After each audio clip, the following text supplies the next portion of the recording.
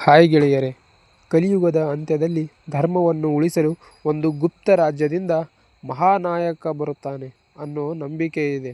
ಆ ರಾಜ್ಯವೇ ಶಂಬಾಲ. ಶಂಬಾಲ ಅಂದರೆ ಏನು, ಅದು ಎಲ್ಲಿದೆ ನೋಡೋಣ ಇಂದಿನ ವಿಡಿಯೋದಲ್ಲಿ.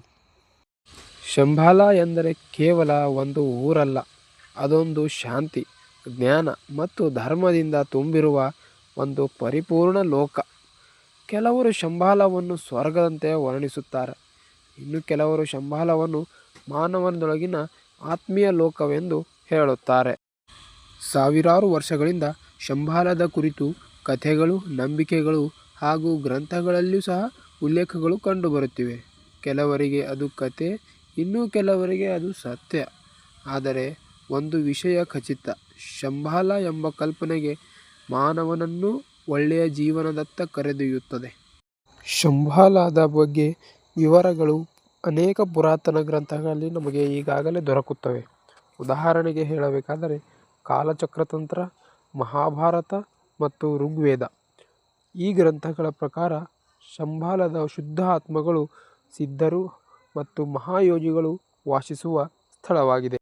ಶಂಬಾಲದ ಜನರು ಭೌತಿಕ ಸಂಪತ್ತಿಗಿಂತ ಆತ್ಮಜ್ಞಾನ ಮತ್ತು ಶಾಂತಿಯುತ ಜೀವನ ನಡೆಸಲು ಇಷ್ಟಪಡುತ್ತಾರೆ.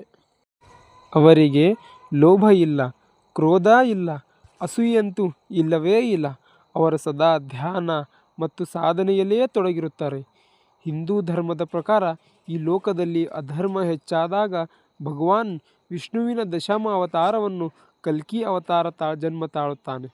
ಈ ಕಲ್ಕಿ ಅವತಾರನು ಶಂಬಾಲದಲ್ಲೇ ಜನ್ಮ ಪಡೆಯುತ್ತಾನೆ ಎಂದು ಪುರಾಣಗಳು ಹೇಳುತ್ತವೆ. ಕಲ್ಕಿ ಅವತಾರದ ಉದ್ದೇಶವೆಂದರೆ ದುಷ್ಟಶಕ್ತಿಗಳನ್ನು ನಾಶ ಮಾಡುವುದಾಗಿದೆ ಮತ್ತು ಧರ್ಮವನ್ನು ಪುನಃಸ್ಥಾಪಿಸುವುದು. ಧರ್ಮವನ್ನು ಪುನಃಸ್ಥಾಪಿಸುವುದು ಅಂದರೆ ಶಂಬಾಲವು ಕೇವಲ ಒಂದು ಊರು ಅಲ್ಲ, ಭವಿಷ್ಯದ ಹೊಸ ಯುಗದ ಆರಂಭದ ಕೇಂದ್ರವಾಗಿದೆ. ಆದರೆ ಶಂಬಾಲ ನಿಜವಾಗಿಯೂ ಎಲ್ಲಿದೆ?